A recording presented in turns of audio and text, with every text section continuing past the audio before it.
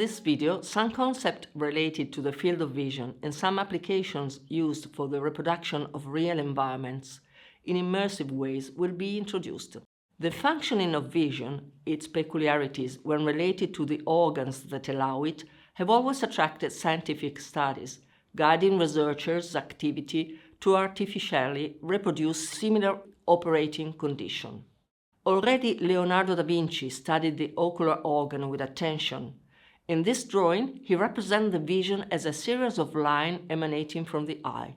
The medium ones allow the clearest and most distinct view. Alongside scientific research, there has always been a desire to exploit the illusory or deceptive power of the representation of reality. Here we see an image of Pepper's Ghost in 1865 from Le Monde, showing one of the earliest illusion systems designed for a wider audience, but we'll deepen it better later. The desire for the illusion of reality has grown so much over time. We have pushed ourselves in the creation of digital replicas of the physical world so similar that they can be confused with the world itself, and we have found ourselves wanting to live in these faithful replicas in some extreme cases. Here is a short experiment from the Central Library of the Politecnico di Milano. Could you tell that it is a digital model or not the real one? Going back to the phenomenon of vision, it begins when light in contact with the retina is transformed into an electrical impulse.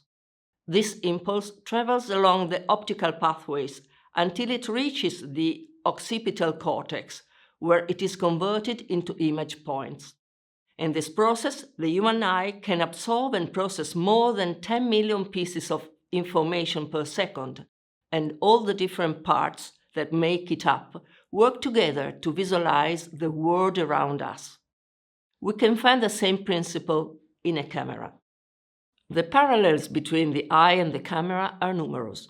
The opening at the center to let light in, a diaphragm to control the sides of the opening, that is, the iris muscle, the cornea that functions to refract light as the biconvex lens does in the camera, and many others.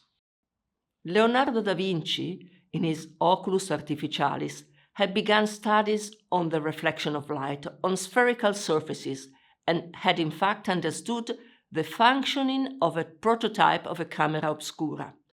In a camera obscura, a small hole in the wall allows the image of what is outside to be projected onto the opposite wall.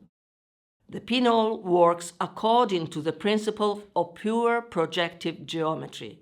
The light rays coming from the object passes through the hole in a straight line, forming an inverted image on the opposite wall. The image that forms can be blurred if the hole is too wide, or too dark if the hole is too narrow. Drawing inspiration from what happened in the human eye, Leonardo had even suggested the need for a small lens to straighten the image otherwise inverted. The knowledge of the functioning of camera obscura, together with the perspective knowledge developed in the 14th by Filippo Brunelleschi, allowed the use of projection techniques in painting, enabled the faithful copying of landscape projected, even if inverted, into specially hung sheets. Later, Giovanni Battista della Porta, in his Magiae Naturalis in 1591, advanced the prototype of a device equipped with a lens for observing well-lit objects or landscapes, with the possibility of straightening the image using a concave mirror, further developing the concept of a modern camera obscura. The first camera obscura used by painters and scientists could be as large as a room, in which scholars would be immersed in a reproduced environment.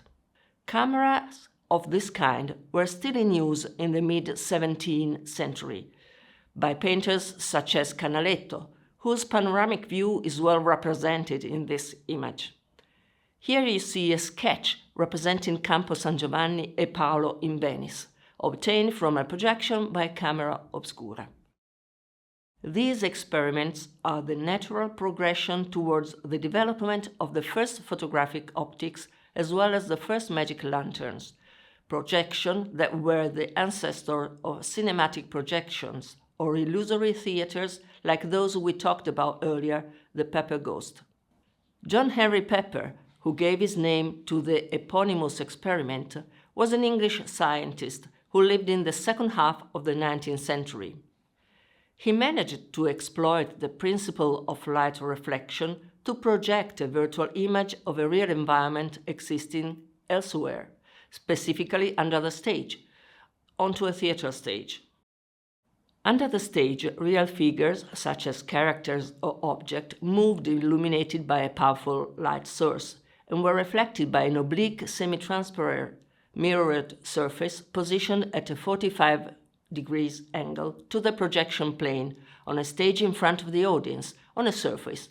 In this way, the reflected figures overlapped with those of the real actors on stage. Over time, the evolution of reflection on a single monometric plate was accompanied by a stereometric version with 4 faces, and then gradually to the possibility of reflecting figures on n faces or even on a conical surface.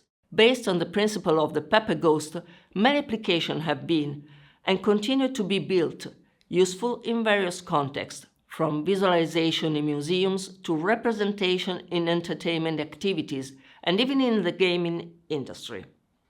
Over the years, technology has evolved, but this didn't offer the possibility of immersive enjoyment. That is, they could not capture and engage the viewer in an interactive and multisensory environment. It is only with the advancement of knowledge and technology that we have reached more engaging forms of immersive representation, of which 3 are the most well known, summarized by the terms of XR, extended reality, virtual reality, augmented reality, and mixed reality, known by the acronyms VR, AR, MR. But we will talk about this in the next video.